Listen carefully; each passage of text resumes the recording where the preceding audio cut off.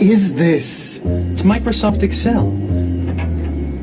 Now hold still, I'm about to perform a miracle. You're crazy, there's no time. Now, Wilson just wants this year, right? First, we'll put in the names of the tours. Tennis, golf, safari. Total. Right. Q1, Q2 ought to do it. She wants to see a 10% growth? Yeah. I'll work up the first 2 quarters. I got it. I got it. We could tell her that you got mugged on Friday night. Nah, she'd want a police report. Click on the auto sum? Hey, you only have 2 quarters here. Aren't you going to finish it? No, but Microsoft Excel is. Watch this. It's called autofill. It's going to finish the table for me. I just drag this little cross as far as I want the data extended. Check it out. Excel picks up on trends, totals, quarters, dates, and does the projections for me. My spreadsheet doesn't do that. Very cool. Autofill. Oh, my career is over. Gone.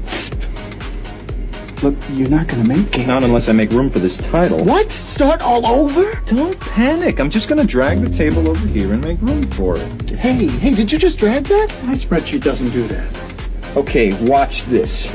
At that title, a little bigger, centered.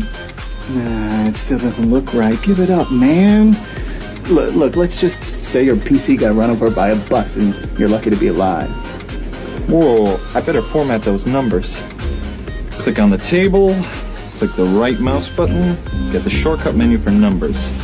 We want currency formats. This one looks good. My spreadsheet doesn't do that. Okay, I admit it. That was pretty neat, but you'll never finish it.